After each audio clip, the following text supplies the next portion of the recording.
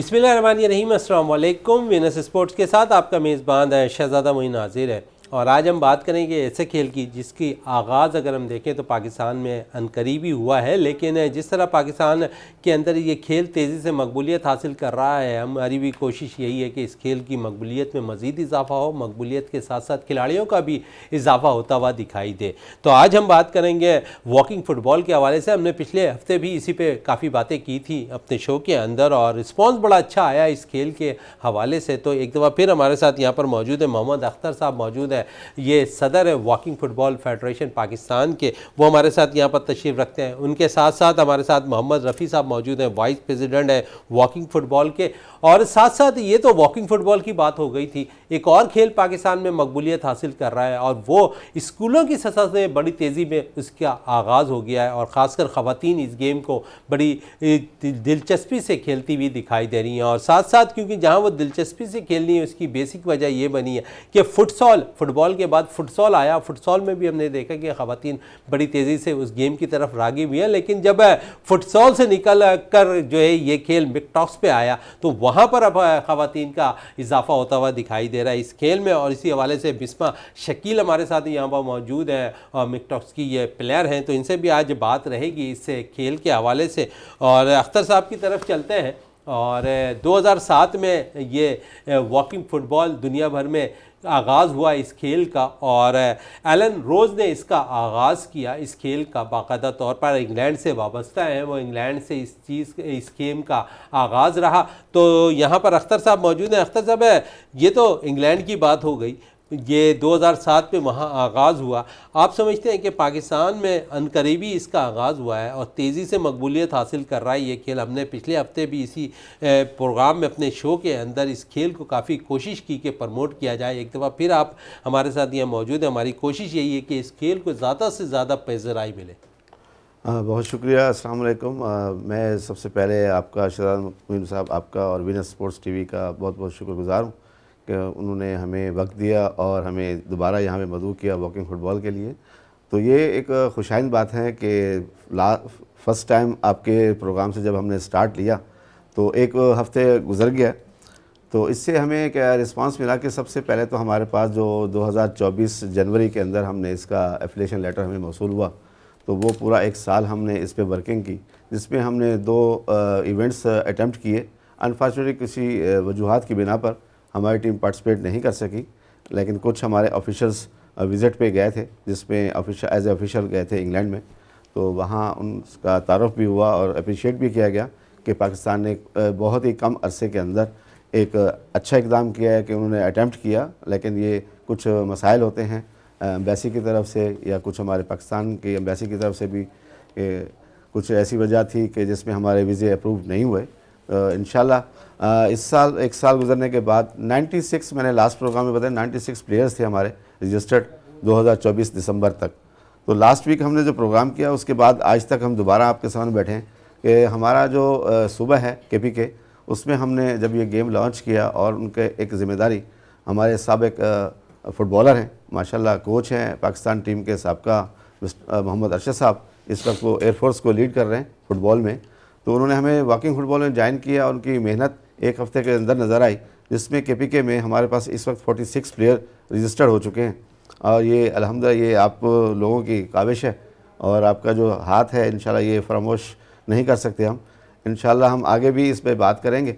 और बाकी रही आपकी जो बात है 40 ईयर्स अबव के प्लेयर्स इसमें हम शामिल करते हैं, क्योंकि अभी इस पाकिस्तान के अंदर 35-40 का जो प्लेयर है वो इसमें जान है, खेल सकता है। लेकिन इंग्लैंड में या यूरोप साइड पे 70 प्लस भी खेल रहे हैं, 60 प्लस भी खेल रहे हैं। वजह यह है कि वो अपने आप को फिट रखते हैं, किसी ना किसी एक्टिविटी में किसी ना किसी एक्टिविटी में वो फिट रखते हैं। इस पे तो यहाँ सिलसिला रहेगा मज़ीद और भी इस गेम्स के हवाले से बात करेंगे। और मोहम्मद रफ़ी यहाँ मौजूद हैं और रफ़ी के हवाले से बता दूँ मैं कि रफ़ी नेशनल एथलीट भी हैं। जिस तरह नसीम हमीद ने पाकिस्तान के लिए रिकॉर्ड बनाया ना, तो रफ़ी ने भी कराची यूनिवर्सिटी के लिए रिकॉर्ड होल्डर हैं। ये 100 मीटर रेस में इन्होंने रिकॉर्ड बनाया हुआ है। तो रफ़ी, जहाँ पर आप इतने तेज़ भागते हैं वहाँ आप वॉकिंग फ़ुटबॉल में आ गए, जहाँ पर क्योंकि वाइस प्रेसिडेंट है आप इस इवेंट के, और मैं आपसे यही पूछूंगा कि जिस तरह तेज़ भागने का सिलसिला है, यहाँ तो खड़े खड़े आपने सिर्फ पास देना है बिस्मिल्लाहिर्रहमानिर्रहीम। ये हम लोग जो शुक्रिया अदा करता हूँ पहले मैं आपका सर कि आपने हमने मदू किया वीनस टीवी का ख़ास तौर पर। बेसिकली जो बंदा किसी भी लेवल पे परफॉर्म कर चुका होता है, बेसिकली एथलेटिक वाहिद ऐसा गेम है, मेरे पास basketball, football, cricket and others जितने भी गेम्स खेले जाते हैं मेरे स्टूडेंट्स मौजूद हैं उसमें। बेसिकली जनरल फिटनेस जो है वो हर गेम्स के लिए ज़रूरी है। अच्छा, जब हम लोग इस वक्त भी हम लोग जो है कोई गेम खेलते हैं, हम लोग उसको वॉक करके नहीं खेलते, रन करके खेलते हैं।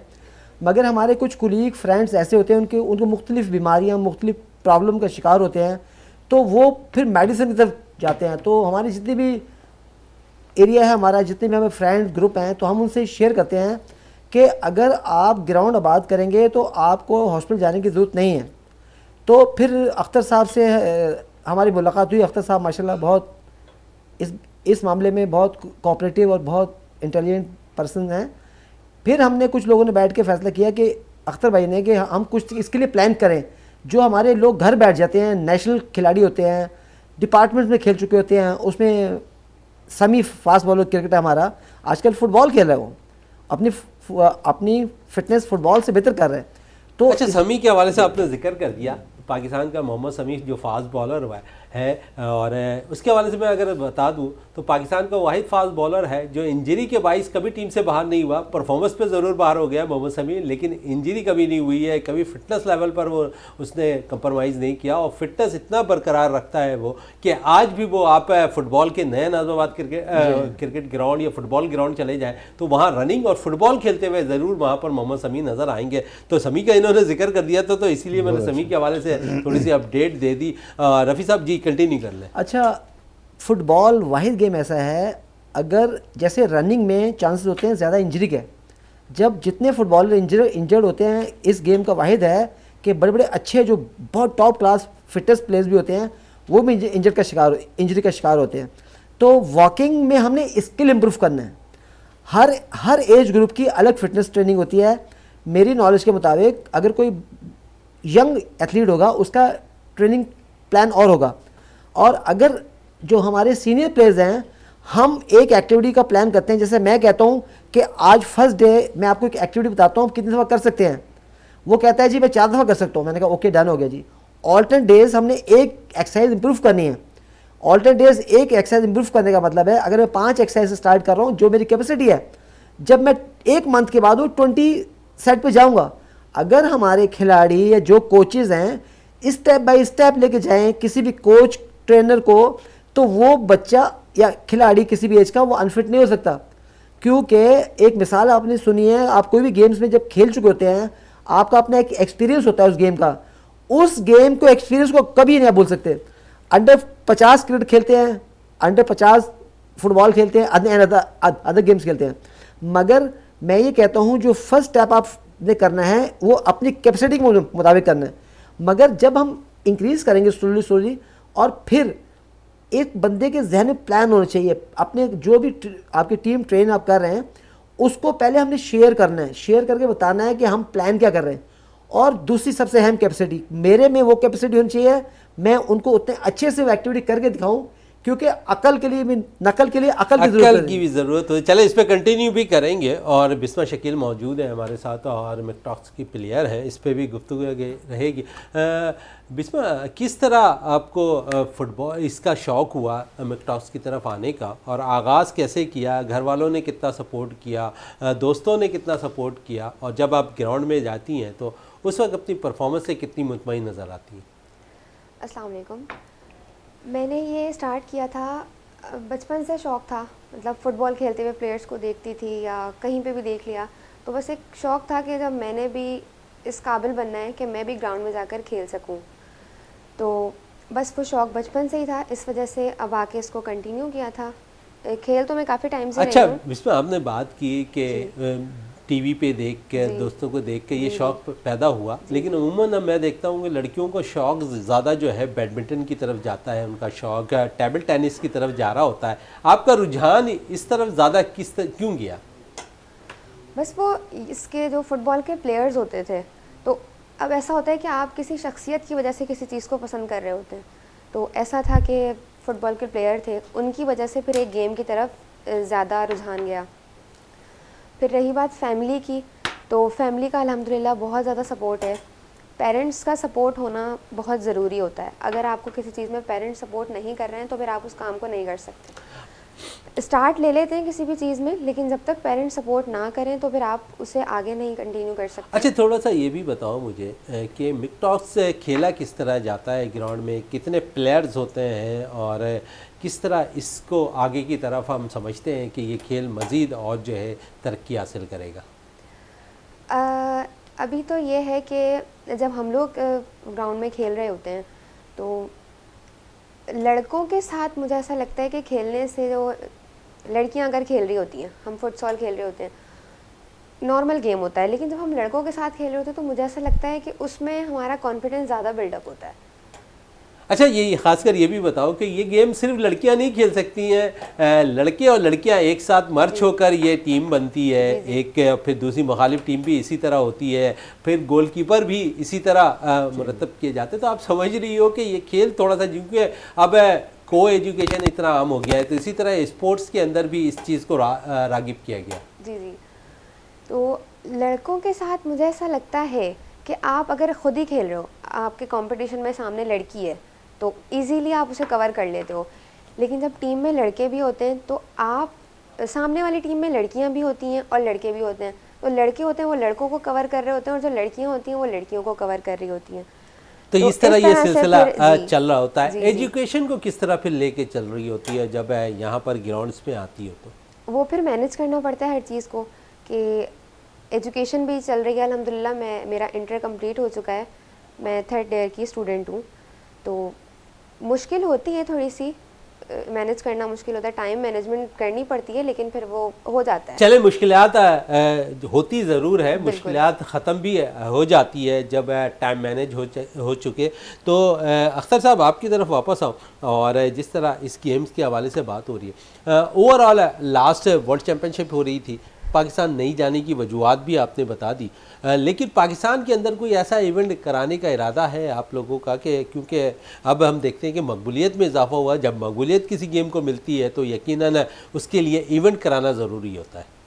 हाँ जी शहजादा भाई, इंशाल्लाह अब वॉकिंग फ़ुटबॉल जो है ना, इसकी जो पहली बहुत बड़ी जो एक चैम्पियनशिप है वो सवात के अंदर डिसाइड है इंशाल्लाह जून के अंदर, जो कि पूरे पाकिस्तान के जितने भी प्रोविंस हैं 5 टीमें वहाँ पे पार्टिसिपेट करेंगी।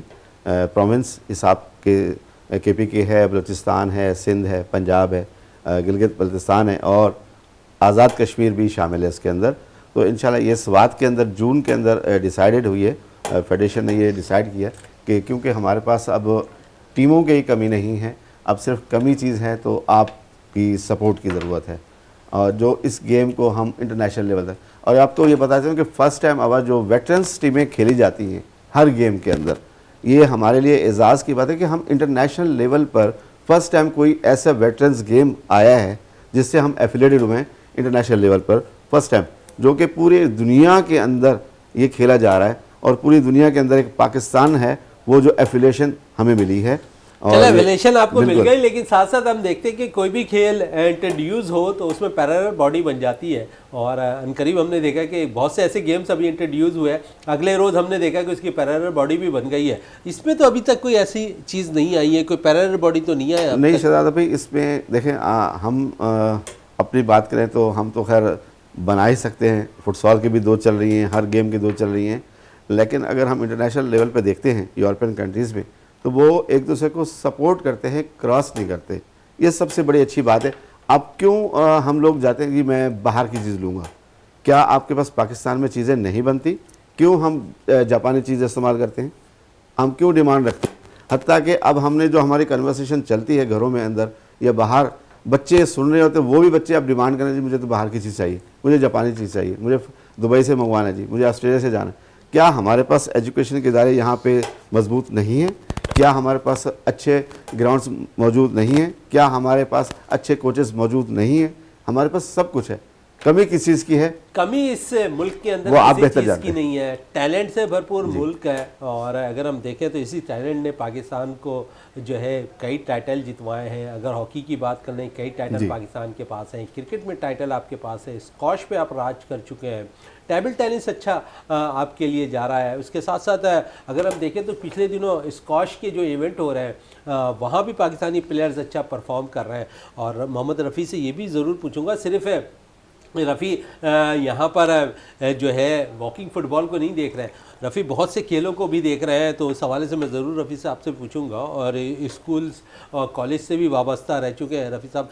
रफ़ी साहब, आप समझते हैं कि जो हमारे जो यंग खिलाड़ी निकल कर सामने आ रहे हैं, टैलेंट बहुत है, लेकिन कुछ सपोर्ट ना होने की बिना पर शायद ऐसा लगता है कि वो स्पोर्ट्स से दूर भी हो जाते हैं।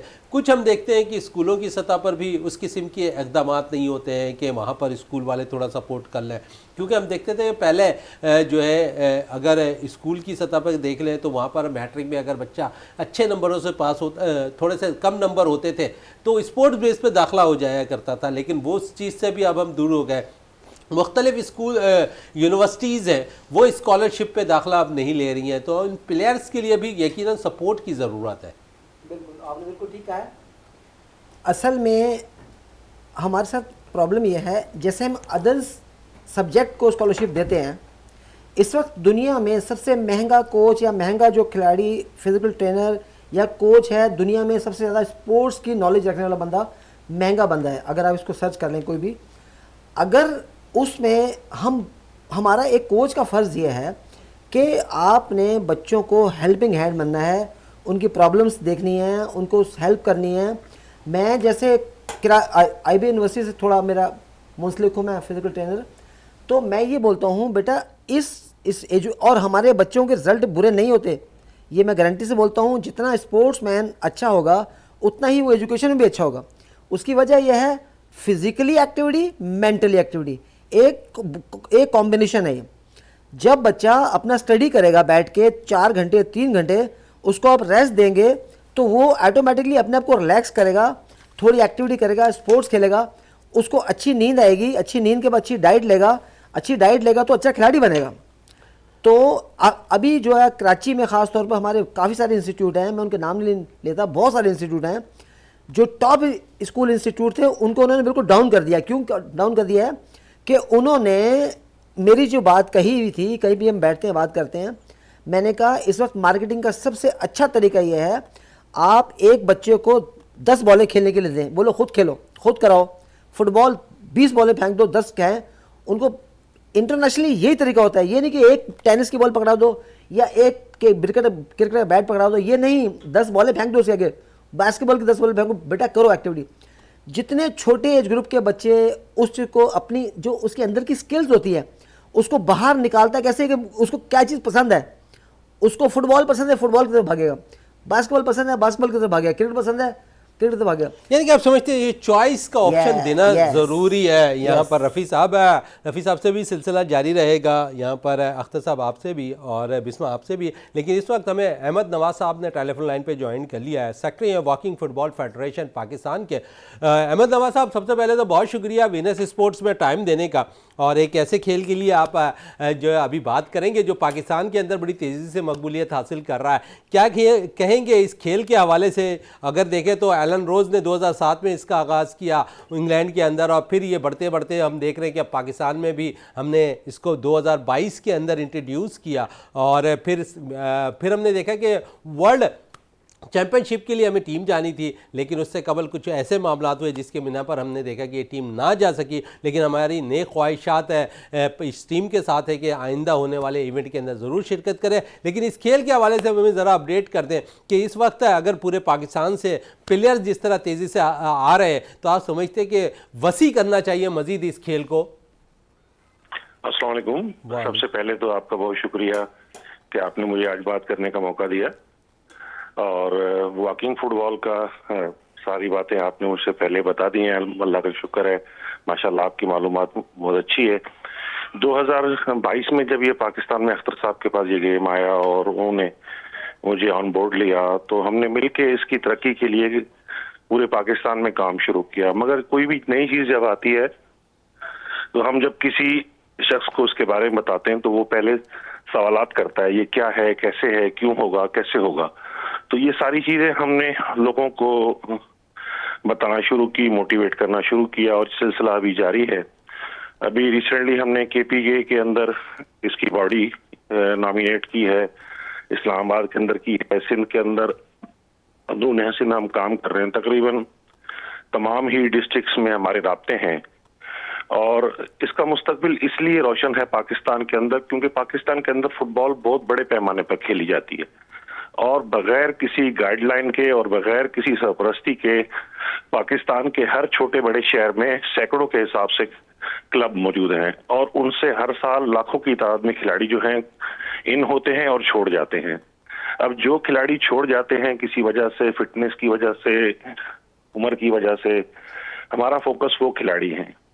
हम चाहते हैं वो खिलाड़ी मेन स्ट्रीम में वापस आए, उनको हम वापस लेकर आए, लाइफ की तरफ वापस लेकर आए। हम चाहते अच्छा, हैं कि यहाँ पर मैं अहमद नवाज साहब आपसे ज़रूर ये पूछना चाहूँगा कि अगर हम देखें तो यूरोप साइड पर जो 40 प्लस या 45 प्लस है जो खिलाड़ी या अमूमन जो अफराद होते हैं वो वॉक करने को बड़ी तरजीह देते हैं। हमारे मुल्क के अंदर अगर हम देखें तो शायद हमें इस चीज़ का अफसोस होता है कि हम घर बैठने को ज़्यादा तरजीह दे देते हैं बजाय इसके कि हम वॉक की तरफ चले जाएं या किसी ऐसे स्पोर्ट्स एक्टिविटीज़ की तरफ चले जाएं जहां से आपके जो है स्टेमिना आपका बरकरार रहे। लेकिन हम समझते हैं जो आप लोगों ने इक़दाम ये शुरू किया वॉकिंग फ़ुटबॉल का, ये एक खुशाइन चीज़ है। तो इससे वो खिलाड़ी निकलकर या वो अफराद निकलकर बाहर आएंगे जो थोड़ा बहुत भी फुटबॉल को किक मार रहे हो, तो उनके लिए एक आसानी पैदा कर दी है आपने। देखिए सर, जब हम यूरोप अमेरिका की बात करते हैं तो वहाँ जो लिविंग स्टाइल है हम लोगों से बहुत चेंज है ना। वहाँ पे एज जो है नॉर्मली जहाँ हमारे एज में लोग मरने की बातें सोच रहे होते हैं 60 साल के बाद और अक्सर कहते हैं यार अब हम क्या करेंगे, हम बेकार हैं, तो वो अपनी लाइफ का बेहतरीन प्लान कर रहे होते हैं कि अब हम फ्री होंगे, जॉब खत्म होगी, 65 उनकी रिटायरमेंट की डेट है, एज होती है जब वो रिटायर हो जाते हैं, तो वो प्लान कर रहे होते हैं बड़े खुश होके कि यार अब हम खेलेंगे, कूदेंगे, घूमेंगे, फिरेंगे।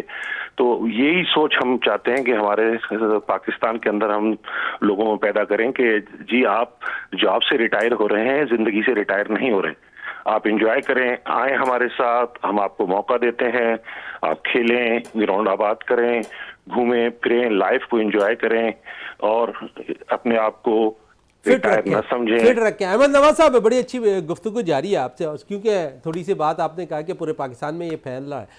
आप हैदराबाद से बिलोंग करते हैं और इंटीरियर से आपने कुछ ऐसे प्लेयर्स निकाले या ऐसे अफराद से रब्ता किया है जो इस गेम की तरफ आए? जी सर, ये हमारा राब्ता पूरे सिंध के अंदर है और पहले फर्स्ट फेज में हमने फोकस किया वो फुटबॉल प्लेयर जो कि रिटायरमेंट इख्तियार कर चुके हैं उनको, और दूसरा हम मोटिवेट कर रहे हैं उन लोगों को जो आम जिंदगी में वो फुटबॉल या कोई गेम नहीं भी खेलते, उनको हम ज़हनी तौर पे तैयार कर रहे हैं कि जनाब आप आएँ, आप रिटायर हो रहे हैं, आपके पास टाइम भी बहुत है, आपके पास माशाल्लाह थोड़े बहुत पैसे भी हैं, तो आए आप अपनी लाइफ को दोबारा जिंदा करें, दोबारा खेलों को ग्राउंडों को आबाद करें, आप खेलें कूदें। अच्छा चलें, आपने ग्राउंड की बात की अहमद नवाज साहब, और किसी भी गेम्स के लिए हम देखते हैं कि वेन्यू का होना बहुत ज़्यादा ज़रूरी है। आप समझते हैं कि हमारे पास इतने वेन्यूज़ हैं जहाँ पर हम इस गेम को आगे की तरफ लेके जा सकें? क्योंकि ये गेम ऐसा है कि किसी पार्क में भी अगर चले जाएं, अगर वो जगह मिल जाती है आपको, तो उस पर भी आप आसानी से खेल सकते हैं। देखिए, वेन्यूज का प्रॉब्लम तो पाकिस्तान के अंदर वैसे ही आपको मुझसे बेहतर समझते हैं कि ग्राउंड्स बहुत कम होते हैं, मगर हमारे इस गेम की खूबसूरती ये है कि ये एक छोटे से जगह पे खेला जा सकता है। इसके लिए हमें फुल फुटबॉल की फील्ड रिक्वायर्ड नहीं है, हमें स्मॉल एरिया गेम है ये, स्मॉल इसकी शक्ल छोटी है, इसमें कम प्लेयर खेलते हैं, तो इसके अंदर बड़ी आसानी से हम छोटी सी जगह मिलने पर ये गेम स्टार्ट कर सकते हैं। बड़े आसानी से छोटी सी जगह पे खेल सकते हैं इसको। आप हमारे साथ ही रहे, अहमद नवाज साहब, अख्तर साहब हमारे साथ यहाँ पर मौजूद हैं। अख्तर साहब, आपकी तरफ वापस आओ, और जिस तरह यहाँ कह रहे हैं अहमद साहब कि छोटी सी जगह पर भी हम इस गेम को खेल सकते हैं। आप कराची से ताल्लुक़ रखते हैं, कराची के अंदर कितने वेन्यूज़ या अब तक कोई ऐसा रब्ता रहा है हुकूमत सिंध की जानिब से जहाँ पर आप कोई वेन्यू की डिमांड की हो आपने? जी, अभी मेरी लास्ट मीटिंग हुई थी KMC से, तो उन्होंने मुझे यकीन दहानी कराई कि इंशाल्लाह आपको आने वाले वक्तों में नेक्स्ट मंथ तक इंशाल्लाह कोई आपको गुलशन या जौहर के अंदर कोई भी पार्क है जो आपको आपके इस्तेमाल में आ सकते हैं, वो हमें इंडिकेट करें, हमें बताएं, हम आपको इस गेम के लिए प्रोवाइड करेंगे। तो मैं मुर्तज़ा साहब से रिक्वेस्ट करूँगा कि इस बात को आगे बढ़ाएं प्लीज़, कि ये गेम हमारे लीजेंड्स के लिए है, जो कि हमने बड़ी कोशिशों के बाद इसको एफिलिएशन लिए कि पहला एक गेम होगा वेटरन्स का जो इंटरनेशनल लेवल पर हम पाकिस्तान की नुमाइंदगी दोबारा करेंगे।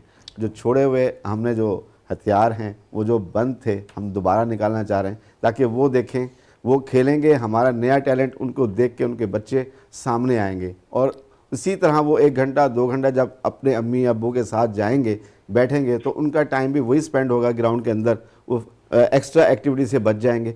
इसका मतलब है कि पूरी फैमिली इसमें इन्वॉल्व होगी, पूरी फैमिली एक साथ होगी। और ये कह रहा है अख्तर साहब है और रफ़ी साहब हमारे साथ मौजूद है। रफ़ी साहब, किसी भी गेम्स को आगे की तरफ लेके जाने के लिए यकीनन वर्कशॉप का होना बड़ा ज़रूरी होता है। आप समझते हैं इस गेम के लिए भी कुछ नहीं तो हम पार्कों में कुछ ऐसा इनेकाद करें वर्कशॉप जहाँ पर वालिदैन आएँ और इस चीज़ को देखें?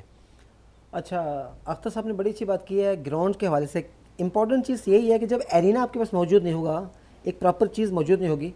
अख्तर साहब से मेरी डिस्कशन इस बात पे हुई नहीं है अभी, मगर मैं आप इस प्रोग्राम के तवज्जुह से इंशाल्लाह मैं ये एक चीज़ कन्वे करता हूँ। ब्लॉक 2 PCHS में इंशाल्लाह ताला मुस्तकबिल में थोड़ा टाइम लगेगा, हम एक प्रॉपर एरिना बनाने जा रहे हैं। फुटसॉल का ग्राउंड पूरा होगा, नेटिंग उसकी पूरी होगी, प्रॉपर उसका ग्राउंड होगा, और उसमें PCHS जैसे कि गुलशन में भी ये चीज़ होनी चाहिए, नॉर्थ में भी ये चीज़ होनी चाहिए। अख्तर साहब का एरिया करीब है यूनिवर्सिटी लेवल जो एरिया है, वहाँ पर भी हम लोग इंशाल्लाह ताला जो भी हमें स्पेस जगह मिलेगी उस पर भी काम स्टार्ट करेंगे। और हम PCHS ब्लॉक 2 जो मेरा इलाका है, तो यहाँ के लिए मेरे बहुत सारे लोगों से इस बात पर मौजूद बात हुई है, तो इंशाल्लाह ताला हमें कुछ लोग हेल्प करने के लिए भी एग्री हो गए। अभी हमारी एक मीटिंग हुई है, इंशाल्लाह 1-2 मीटिंग्स के बाद पिक्चर क्लियर हो जाएगी। तो इंशाल्लाह हम उस पर ये रखेंगे कि यंगस्टर बच्चों की भी एक्टिविटी रखेंगे टाइमिंग के हिसाब से, फीमेल के हिसाब से भी एक्टिविटी रखेंगे, उनको 1 घंटा कम से कम एक ग्रुप को देंगे। और इसी तरह जो है हमारी जो सीनियर्स पर्सन है, जो हमारे age group citizen, senior citizen है, तो उनके लिए हम स्पेशल एक क्लास हम ऑल्टरनेट डेज रखेंगे। 2 दिन हम लोग सीनियर सिटीजन के लिए रखेंगे, वो सिर्फ अपना वॉकिंग फुटबॉल के हवाले से काम करेंगे। पहले देखिए सबसे इम्पोर्टेंट चीज़ क्या है, ब्रीफ करना, समझाना। हम उनको मुख्तलिफ तरीके से वीडियोस के से उनको बताएंगे इसके फ़ायदे क्या हैं। इस बंदा जो ये समझता है फुटबॉल यार मुश्किल है, जब तक हम किसी को चीज़ को देखते नहीं हैं हमें समझ नहीं आती। ट्रेनिंग सेशन से पहले उनको एक ब्रीफ किया जाए, उनको वीडियो दिखाई जाए, पिक्चर दिखाई जाए, और गेम में किस तरह करना है वो स्किल्स मैं सही करके बता सकता हूँ, अख्तर साहब सही करके बता सकते हैं, हमारे और जितने कुलीग्स हैं जो अच्छे लेवल पे फुटबॉल खेले हुए हैं हमारे, उनको पहले हम अपने पास बुलाएंगे, एक ग्रुप ट्रेन करेंगे, और उस ग्रुप